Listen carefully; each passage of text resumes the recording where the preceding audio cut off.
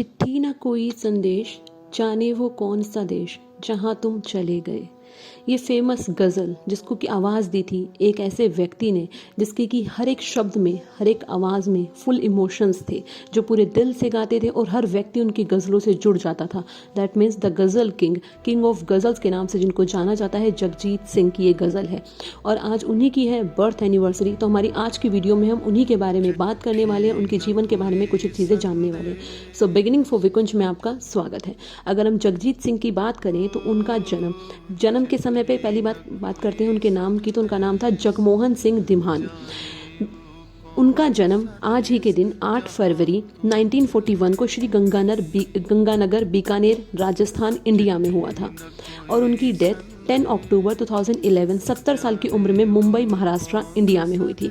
अगर हम उनके ऑक्यूपेशन की बात करें तो एक म्यूजिक डायरेक्टर, एक कंपोजर और एक सिंगर भी रह चुके हैं। उनकी वाइफ का नाम चित्रा सिंह है जिनसे उनकी शादी 1969 में हुई थी और उनके द्वारा उनका एक बच्चा भी था।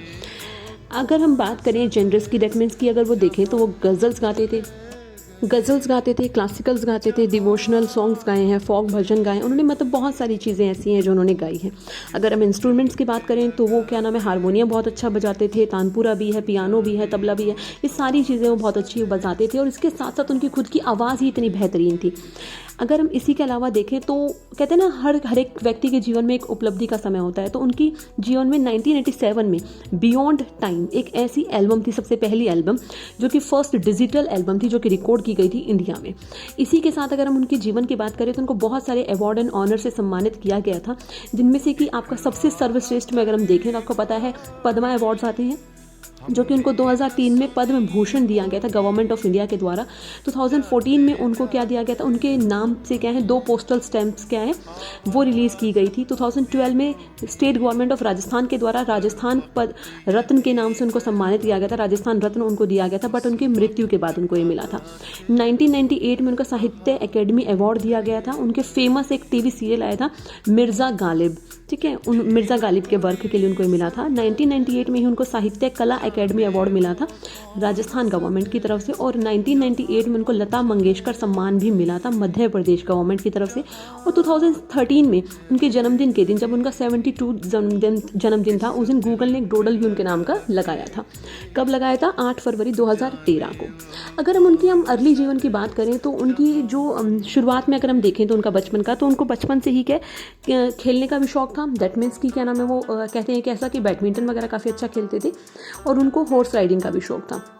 उन्होंने बचपन में, अगर उनकी पढ़ाई की बात की जाए तो उनकी जो पढ़ाई है वो कहाँ से, उन्होंने पोस्ट ग्रेजुएशन कुरुक्षेत्र यूनिवर्सिटी से की है। और इसके बाद अगर देखा जाए तो उनका सबसे पहला और एक प्रोफेशनल कैरियर की शुरुआत की जाए तो वो 1961 में all India radio Jalandhar station से उनकी शुरुआत हुई थी एक प्रोफेशनल कैरियर की। क्लियर? इसके बाद उन्होंने क्या है, अपनी जो संगीत की शिक्षा है वो किससे ली थी? 2 मेन पर्सन है जिनसे उन्होंने क्या हिंदुस्तानी क्लासिकल जो संगीत है उसकी शिक्षा ली थी, जिसमें सबसे पहले आते हैं पंडित छगन लाल शर्मा जो कि विजुअली इम्पेयर थे, और उसके बाद उस्ताद जमाल खान से उन्होंने क्या लिया था, हिंदुस्तानी क्लासिकल वोकल जो ट्रेनिंग है वो ली थी, जो कि महिहार घराने से बिलोंग करते थे, मध्य प्रदेश से, जिनसे कि इन्होंने क्या सीखा था, ख्याल, ध्रुपद, ठुमरी और ये सारी चीज़ें उन्होंने उनसे सीखी थी। लेकिन उनके पिता का सपना था कि वो इंजीनियर बने या फिर एक ब्यूरोक्रेट बने, बट उनका इन चीज़ों में बिल्कुल भी रुचि नहीं थी, क्योंकि उनके फादर खुद भी क्या है PWD में काम करते थे।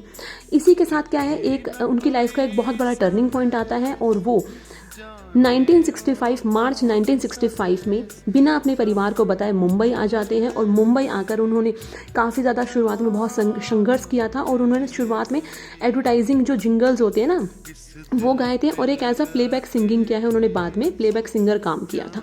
1977 में उनकी एक फेमस एल्बम आती है, लेकिन इससे पहले उनकी शादी हो जाती है। उनकी वाइफ है चित्रा जी से उनकी शादी हो जाती है, जो कि एक डाइवोर्सी है, ठीक है। और उनसे शादी होने के बाद ये दोनों डुएट गाते हैं और उनके दोनों का एक डुएट बहुत ज़्यादा फेमस है, द अनफॉरगेटेबल इतना ज़्यादा फेमस हुआ था जिसकी वजह से उनका जो कैरियर है रातों रात बुलंदियों पर पहुंचा था।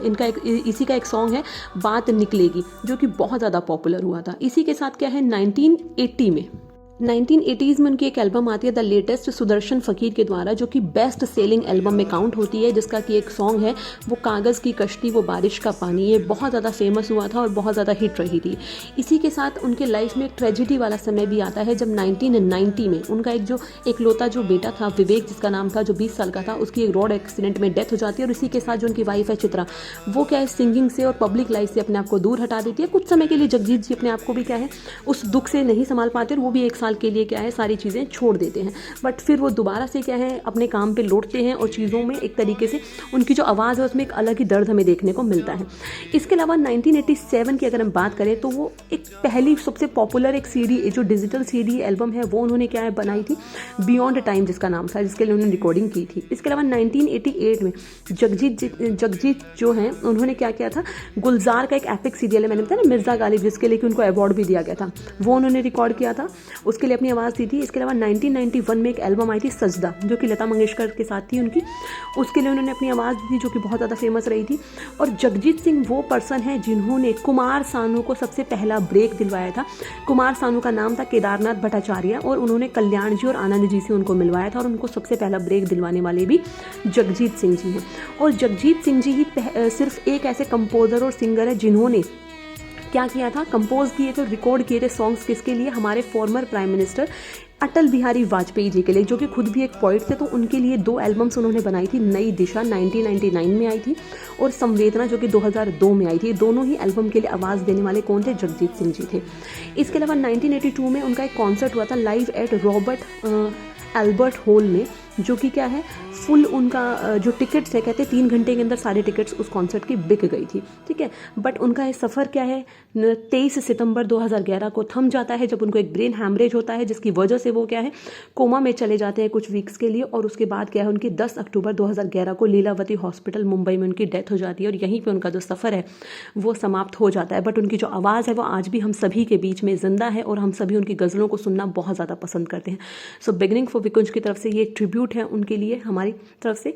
वीडियो अच्छी लगी हो तो प्लीज़ लाइक करें, शेयर करें और चैनल को सब्सक्राइब करना ना भूलें। So thanks for watching and good luck student.